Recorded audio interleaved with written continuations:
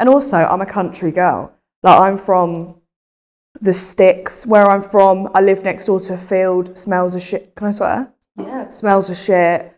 Everyone voted Brexit. Like, that's where I'm from. For my first episode of Managed, how could I begin without the one and only GK Barry? She is the #1 female podcast host in the country. She's recently just come off her sold-out UK tour. She is the new face of Footasylum's women's. She is Grace Keeling, or you might know her as GK Barry. Sorry, yeah, that was me trying to... Welcome. Thank you. Does this feel weird, having me interview you? Oh, thank God, to be fair. It means I don't have to do anything for an hour. I'm really excited. Nothing for an hour? Yeah, very excited. Take the wheel from me. I know, it is a bit weird. It does feel weird. It's very professional. Oh, I don't like it. I'm too shy. Do you remember how this partnership ever formed? Right. Here's my version of events here. Do you want to hear yours and then I'll tell you mine? So, I get a DM, right? And at the time, management wasn't a thing for TikTokers. No. Right? So I get a DM from you, Hannah Holland. And you basically were like, you are me. And we should have a meeting. And I was like, fair, yeah, I'm not going to say no. Management, fine. I felt a bit bouge. I was like, cool. I just died inside. And you had like ginger hair. Thought she's got something about her hair. Yeah, we had matching hair at the time. We both had blonde bits at the front. Well, I had yellow, you had blonde. Anyway. And then we had our first meeting. I was scared, right? So I set up my laptop on my bed. Thought it was going to be really professional. I got my makeup done, did my hair. Hannah pops up in the hairdressers getting a blowy. Yeah. What's your version of events? I didn't know that was your version. That was my version. Wow. So my version was, it's similar but different.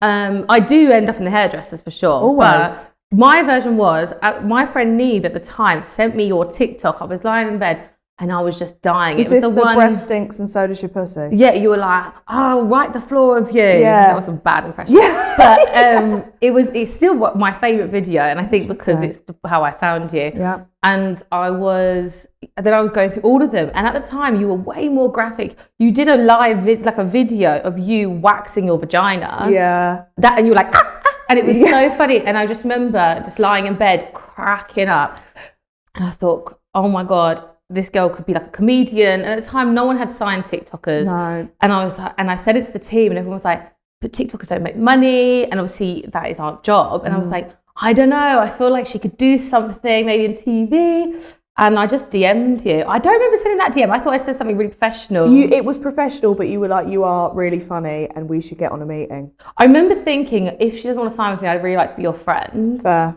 And actually, it worked out nice because it's both. Yeah, exactly. And then I remember having the meeting, but I remember just the only time I could do was the time I was having a blow dry. But it wasn't in a hairdresser's, it was actually in my friend's house. Was it? So it was a bit more casual. Yeah, but I enjoyed that. I feel like you felt I sold you a dream. But everything I said that you could be, you are almost there. Now. Yeah, like I am now, yeah. It's not, I think when a lot of managers do sell the dream. We've seen it. Yeah. But I think, if you've got a good vision, it's just how you get there. Exactly. Not everyone's got Humps the talent. and crystals manifest. Humps and crystals. Yep, hump some crystals. No, you hump them. Yeah. Oh. And here we are, so it's worked out well. Everything you see about Grace is on TikTok is true in real life. She is also filthy in real life. Yeah, Filthy. But like I said to you earlier, one of the things I wanted to talk to you about is with your journey, because I've managed you, so I've been your only manager as well. To clarify. Yeah. I've been your manager for almost 3 years. Which is so weird to think about, isn't it? 3 years? Yeah. I've never kept a relationship that long thus far. Praying for Billy. Amen. So you've been probably one of the most consistent people in my life for the last 3 years. No. But you have overcome like a really personal journey that I think it's not something people necessarily know. I think you mention it, you never speak about it on podcasts. And I thought, if you're coming on my digital series, I feel like the place to talk about it is with me because we've kind of done it together. We have. But you had, when I first met you, the most severe anxiety I've ever seen. Chronic. We had to, when we first brought you to London, you were in Nottingham at university at the time. God forbid. we had to come and get you from the tube station and get on the tube and bring you to our office. They had to take me physically on the like it was from, is it King's Cross you come into? And we went straight. We had to take you to, which office did we have at the time? You were at... Covent Garden? No. Yeah, it was Covent Garden. No, it wasn't. One. It was St. Paul's. It was a small one. Yeah. Oh, yeah. I've always said HLD is like a wellness retreat for me now, looking back, because I'd be so scared. And also, I'm a country girl. Like, I'm from the sticks, where I'm from. I live next door to a field, smells of shit. Can I swear? Yeah. Smells of shit. Everyone voted Brexit. Like, that's where I'm from, right? So then when you were like, yeah, no, you need to get a train down to London, I was like... Well, I didn't quite say that. You have this habit, right? And I've noticed this. Where you love to put things on me. Jamie Lang's podcast, you're like, my manager forced me. And afterwards, Jamie actually said to me, was like, don't try and change it. I was like, hold on, this is not accurate. No, I do. I feel like the way I explain things is a bit dramatic. Hannah is nice, and she does not have a gun to my head while I say this. Maybe I do. But then obviously, you know, how do you feel that your anxiety has changed? Because technically, if you were to look at it, as your career's got bigger and you're more in the spotlight, in theory, you'd think your anxiety gets worse, right? That's what I thought. But I think it's more, this is how I put it, is like, GK Barry's like a character. So when I feel a bit anxious or whatever, I feel You're like definitely Grace Keeling. Yeah, but then if I feel anxious, I'll go into like GK Barry. Like, say if I'm on a shoot, I'll just go in as GK Barry, and then as the anxiety fades, I'll go back into me. So I think that's a good like cover to hide behind a bit, which helped. But also, I think now I've gotten used to it. Before it was more fear of the unknown. Like, it was all very, well, I'll go to London, and then what if I have to do this all the time and do this? And then I think you work it up in your brain, it gets a bit overwhelming, but it's never been overwhelming. And obviously with you, if I'm like, I'm scared to do this, you're like, well, I'll come with you. Like, you come to all the shoots. Well, I come to all your stuff. Yeah, and you just have a choice, because I want you there. No, but you know, we've always done it anyway. And I think it's because we are, like, I've always been very hands-on with you anyway. And I think that probably does come from your anxiety, because I don't think I was necessarily like that as a manager before. No. But now, you know, we go to obviously a lot of our talent stuff, but you know, it's so nice to get out of the office. Otherwise, you're just literally a glorified, you're like a glorified salesman, but for people otherwise, aren't you? You know, but I think your journey personally, I always find more like maybe more aspirational in a way, because I have, you know, I don't know if you remember this story. I'm scared. I'm going to pull them out. It's not even on my card. This is really just to cover what's here. You know, was the Christmas, so obviously what people forget, and I think it's so overlooked sometimes, they go, oh yeah, that's amazing. But actually I was through it all. So it was amazing.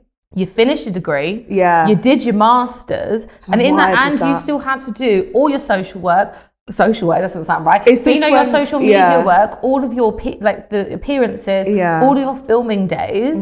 And at one point it was getting to the point where I remember so we were going to Amazon. I remember that. I knew you were going to say this. And you called me with Tatiana, who is, if anyone doesn't know, Grace's best friend, which is why she's called GK Barry. You don't know this, you should probably look that up. Because we're not doing this here. No.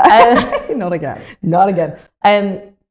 And you called me literally, I've never heard someone like hysterically cry at me. And I was like, Tat, get her a bag. She was like, I'm getting it. And I was like, what's stressing you out? You were like, I haven't done my uni work, and I haven't done this, and I haven't done this. And I was like, right, first step is to get on the train, because you can actually do your uni work there. And I was like, you haven't got anything. So we had to kind of slowly put you through. These are where you've got all this time off to do this work. I think it's how you will like rationalise it. Because at uni it was difficult, because I had so much work, and I'm not going to lie, this is my fault. I'm the type of person, I'll leave everything to the last. Like, genuinely, I'll have like a 40,000 word essay.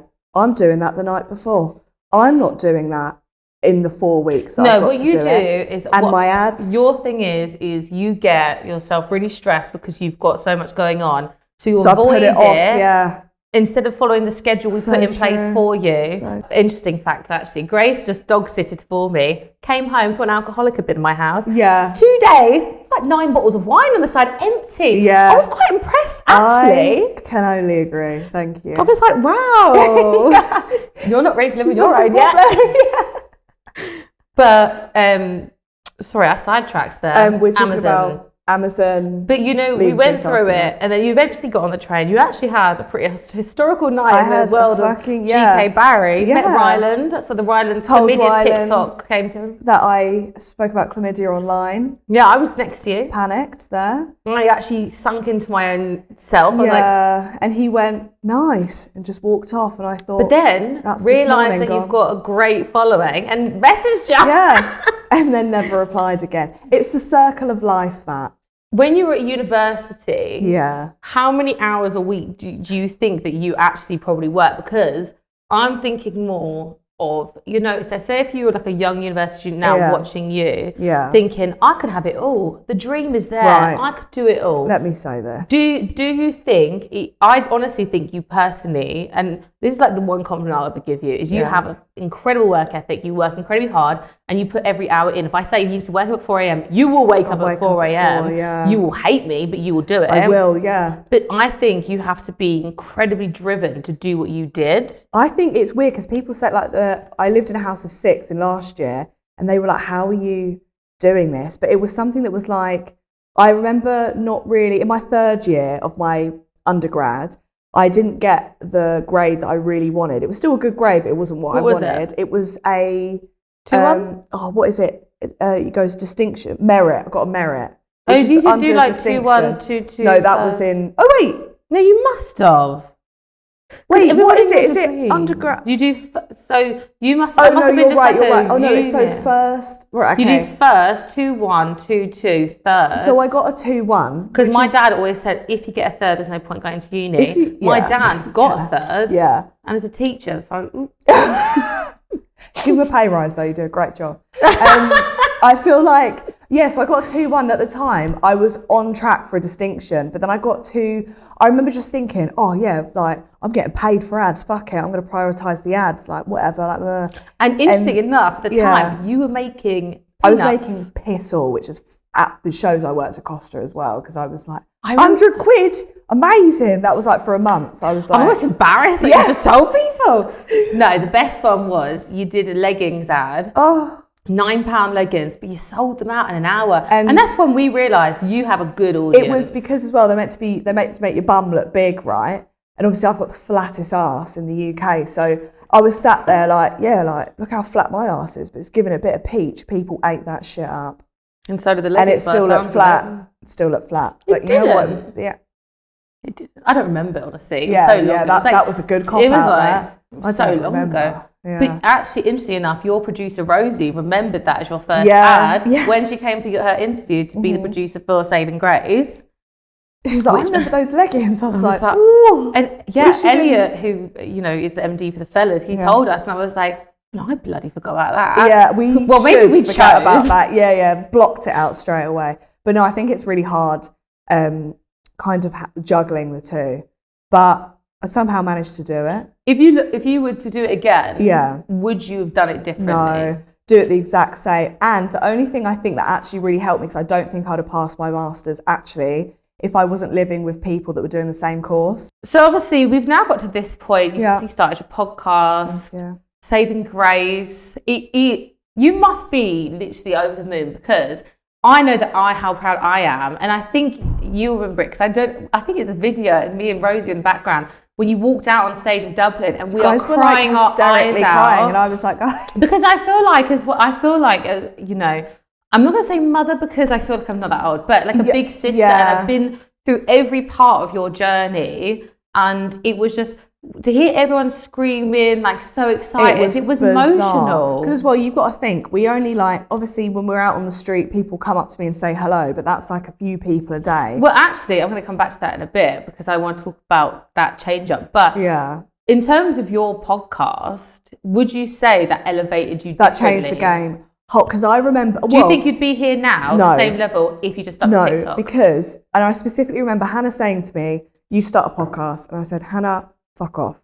I was like, I'm not doing that. Probably said it exactly that way. I was like, I'm not doing that. Can't be asked who listens to podcasts. Because at the time, it was just Joe Rogan. I was like, honestly, I'm sick of hearing him in my house. Like, who am I? So then went on the fellas, blah, blah, and then we got the offer. And I thought, you know what? what's the worst that can happen? You'd already told me you think I'd be good at it. And I remember I think that episode did incredibly well for them because you spoke about saying you wanted to sleep with serial killers, which is, because I remember I was out of the country. So it was Ella and Joe. I will never watch that episode back. So I remember we did probably maybe only 2 weeks before your year plan, because it was quite early on in the year. Yeah.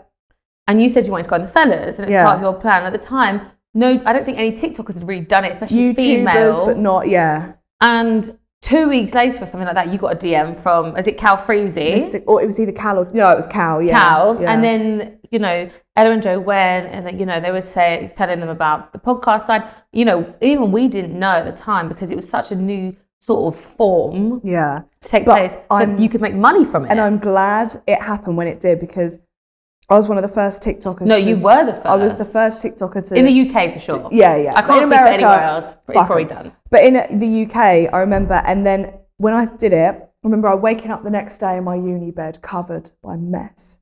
Check my phone, number 1. And I was like, fuck off. And it lasted for like 6 2 weeks. weeks. No, 6.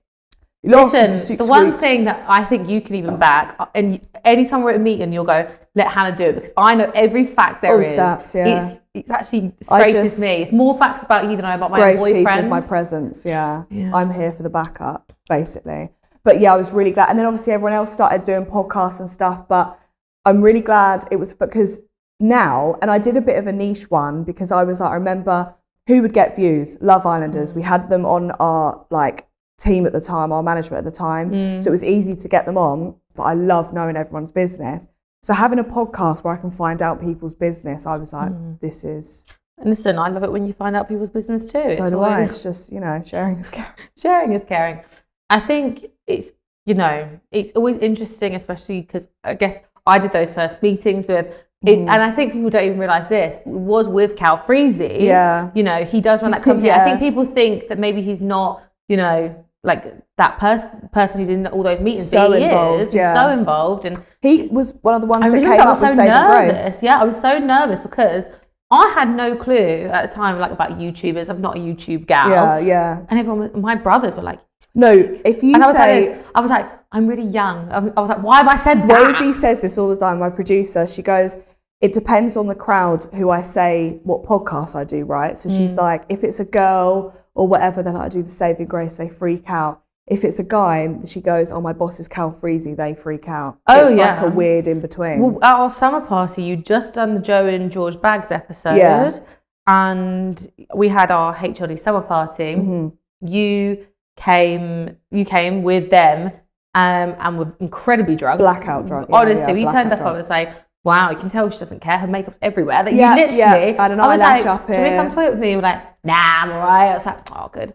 But, you know, I think that just shows, you know, you have to love what we do, and who, you know, especially with women, it's all women. You have to love the industry we're in. There's no talent agents, managements as well, that's purely women as well. Like, I don't know hardly any. Like, you were the only people that I knew that were female-based talent management, and I didn't really know any others. So I feel like that. I think we manage, you know, I think especially as we've grown, you've seen how much of a change up. You guys have rebranded. Our roster has changed, and we've, you know, one of the things that I'm really proud of is the fact that me and you have really grown together. We have. You know, you were 20 years old when I met you, and I was 26, 25, 26? 25 when I met you. Oof.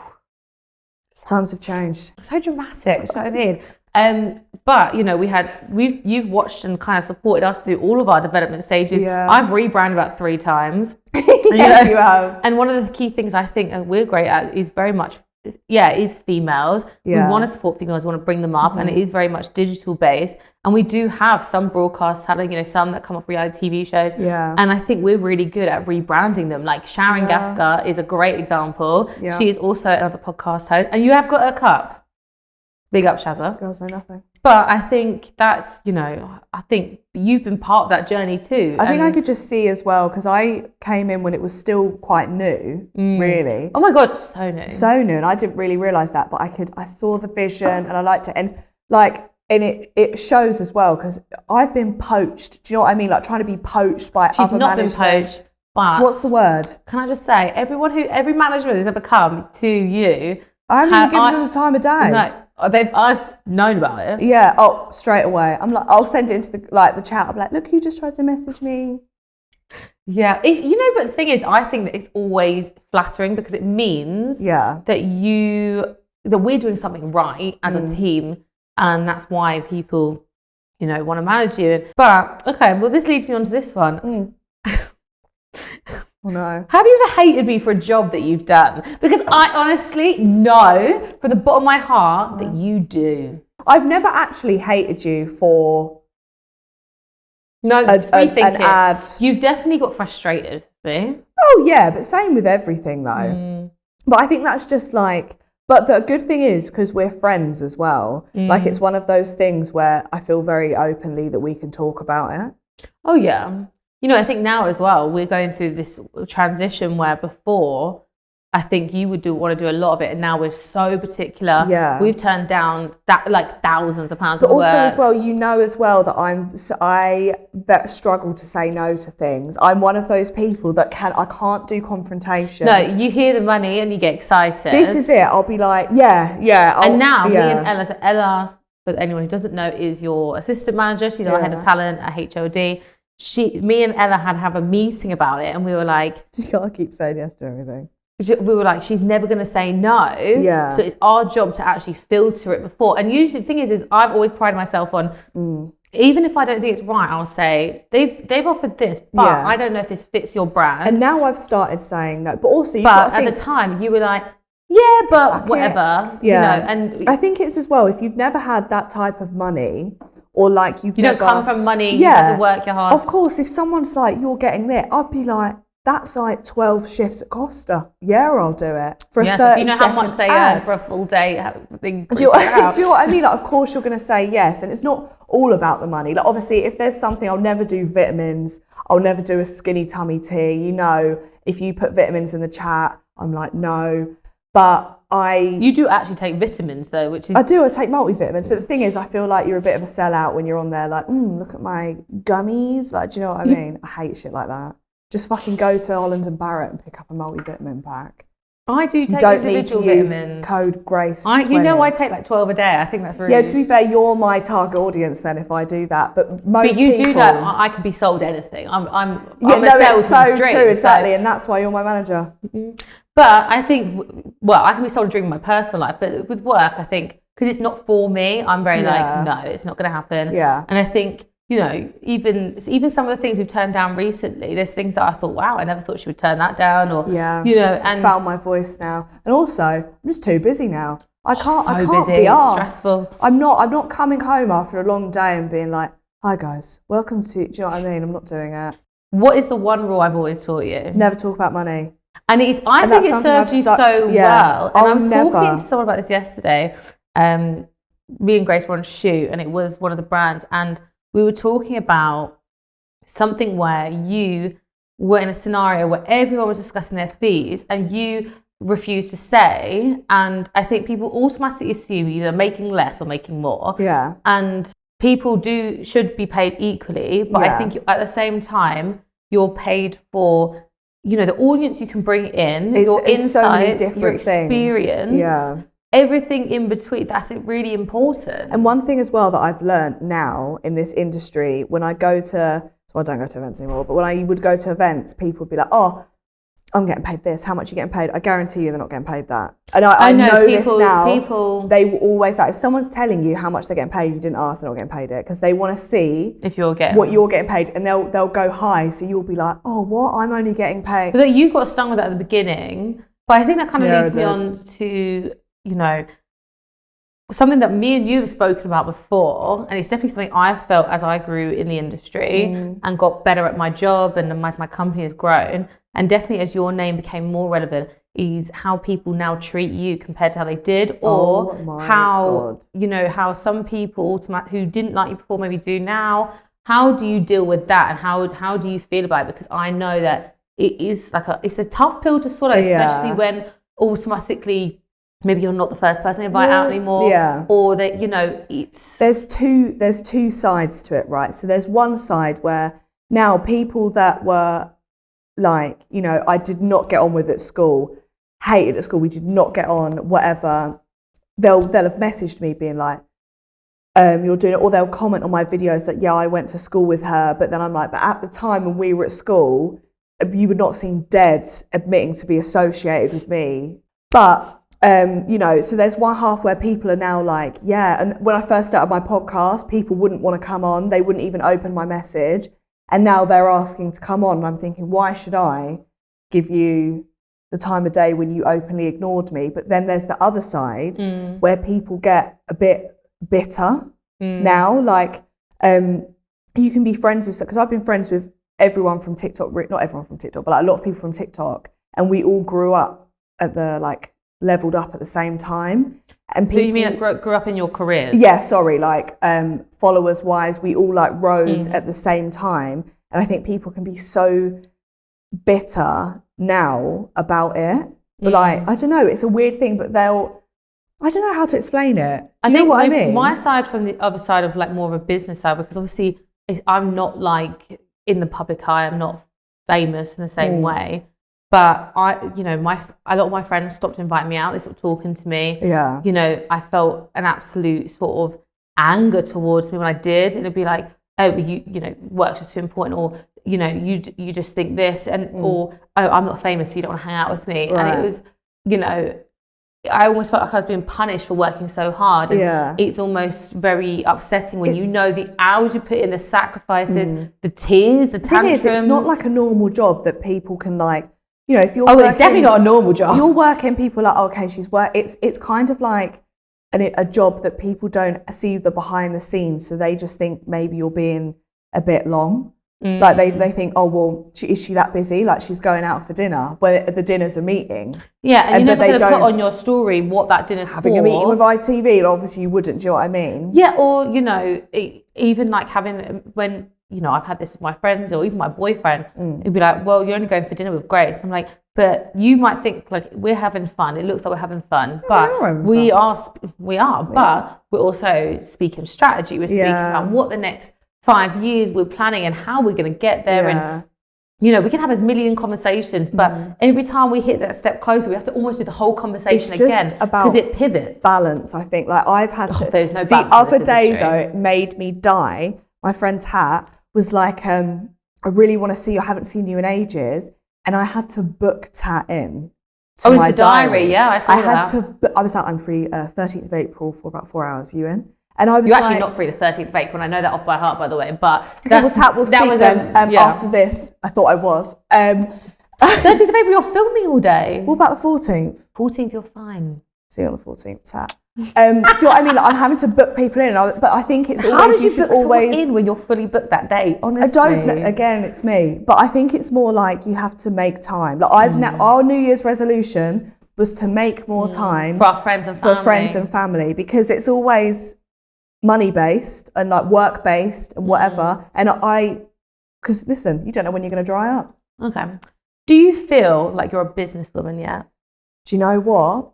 I think I do, because I will sit in my room now and be like, that's really businessy, but I'll sit in my room and be like, right, how can we make, like, we're releasing some stuff. We can't talk about it yet? No, but like, this will come out way before. To do with like my brand, and I'm like, right, so how can I have some side bits that's not TikTok? Because at the moment as well, like, America looking to ban TikTok. I'm thinking, if all my Does that scare you? No, fuck them. But I'm thinking, although they are 12% of my audience, so if you could not ban that, that'd be great. But I'm thinking, if social media shuts down, say, if that ever happens, how am I going to still be able to... I think that's something we've always spoken about. Yeah, and you're good as well. Hannah's good, right? So we're very creative together. Say, I'll have an idea and then we can develop it or whatever. Even me and Bill are so good at, if I'm thinking, oh, I'd love to do this, he'll help me come up with all of the ideas and stuff.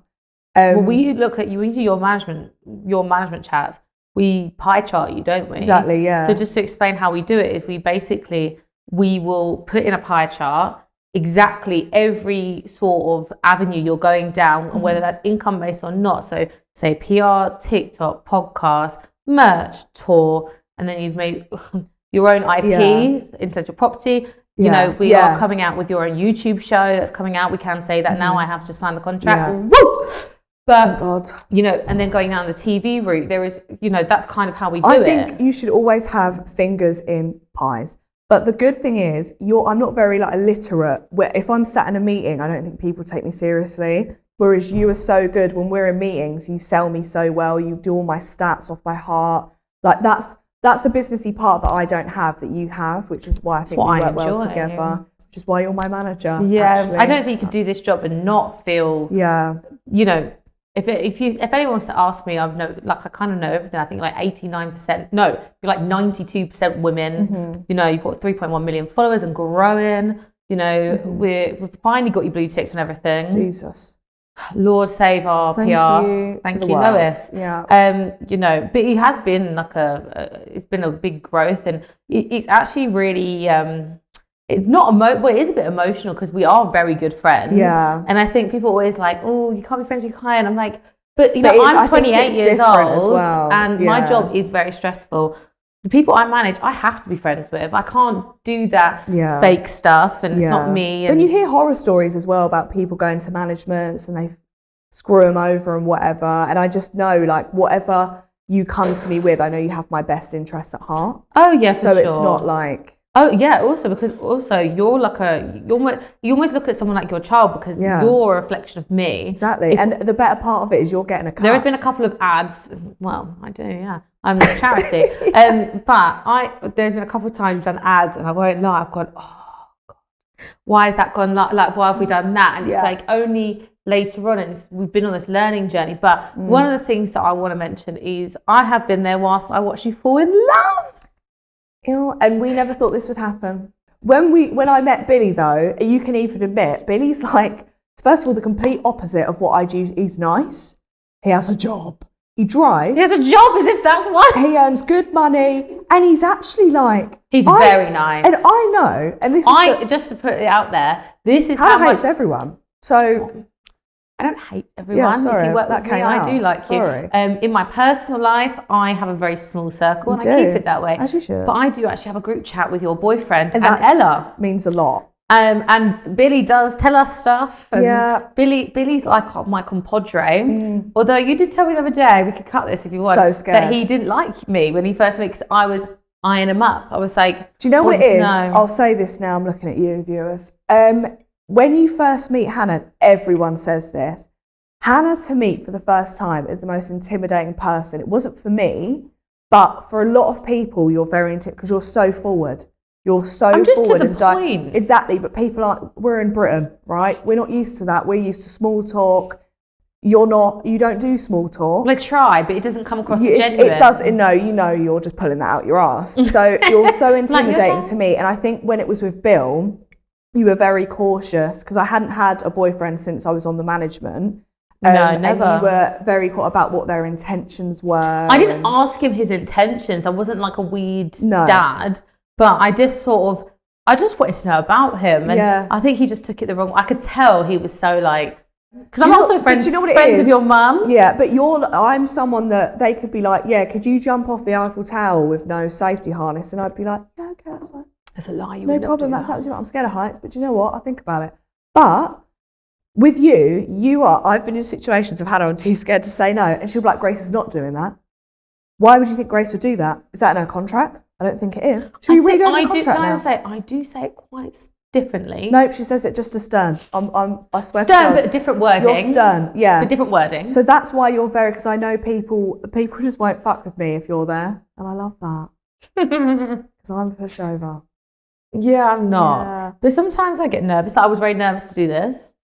And look at you now. I'm flying. Like a duck on water. Well, the lemonade's kicked in. Yeah. Do you think, this kind of rolls onto that, okay. Do you think your job has ever affected any of your relationships, whether it be friends, your boyfriend, like your parents? Like I know for a fact from my experience, I have had to give up a lot. And like there's been many an argument with my boyfriend about the time I have at home. And, even look at yesterday, we got picked up at like 6 a.m. We didn't get home till like 7-ish. Fine. No, yeah. No, I got home at like 7-ish. Oh, yeah. I live far by car. Yeah, it's horror. I think So for friendships, it's difficult because I remember at uni, I felt like I was missing out on so much because I was always in London and I was having a great time in London. But I was like, I treated you. Oh yeah, but more it's like, I'm missing out. Like I'd come back to uni and they'd all be like, last night was so fun, talking about last night, and I'd be there like, wasn't there? And like family hardly see really. I'm home 2 days a week maybe, like at the moment, because I'm always in London, so I stay at Bill's. So I don't really see my parents really, and obviously I'm looking to move out because I cannot do the commute. She's moving near me. I'm so excited. Yeah, we love that. But actually, Anastasia said that to me yesterday. Anastasia Kingsnorth, just for context. Her manager would love her to move near because it was the makeup artist saying she was in Manchester. She's in Manchester, her management in London, and I was like, yeah, Grace moving right, but 10 minutes from my house. Yeah. Can't wait, she can have some keys. But relationships, feel like you could, like relationships, like on brands, you go on brand trips, right? And I can get this because you're going on a brand trip full of other influencers, blah, blah. If that was me, I'd be like, oh, I don't know. That doesn't happen to me, by the way. I don't get invited. No, sorry, but do you know what I mean? Like you're busy and stuff. So I feel like that can affect relationships. But it's all about trust, darling. I don't fancy any influencers. I think the brand trips, I think the only time I think there's ever been conversation, that was the Jack Wills one where your podcast spilled a lot of tea. Don't cheat them. I don't know. It's true. You don't want me to say it. Don't cheat. It's true, but there we are. But anyway, apart from that, but if what the public's perception of you compared to the real you, I think is two different sides. I think people think online that I walk into a room like, guys, like I will walk into a room, suck up everyone's like attention, blah blah. But in reality, don't really leave my house unless it's for work. Quite shy actually, like I don't enjoy that. And I don't know what else. I think I'm actually quite normal. So shall we talk about the story of your mum calling mum. Me? Oh, girl. Let's just say my mum is like me, but 20 times more. She's like... Babe, maybe 100 times more. But we have she the same out-personalities you. Her podcast would smash. She has no... My mum, right, she has no filter. I get scared. From I'm not going to speak about what she said to me on tour, but... Well, yeah... I mean, we went for a dinner once, so we'll say this one. Yeah. And she literally looked me up and down and went, you look very grr today, Hannah. Yeah, but she said it, she went, very grr today. I was like, what does that mean? She was like, you're very scary. Hannah went, did your mum just call me fat? And I went, I don't think so. I think she just meant scary. It's because I was wearing a white top, because casual white top and jeans. I wasn't wearing anything, and I had my hair in a bun. Yeah. I had just come back from LA, if you remember. I was with Emily Miller for her Poddy collection. Just came back, went straight from plane to my house, got ready, went to dinner. Yeah. Very jet lagged. And I thought, if anything, I'm way less grr than anywhere. But it has become an ongoing joke in the office. You always been a bit grr. No, like anytime I lose, even get a little bit stressed, like Ella or someone go, grr today. I think that's where it's come from, because my mum has no filter. To be fair to your mum, I remember when your podcast started, I was on the phone to your mum for probably a good hour. Yeah, of course. And she said to me something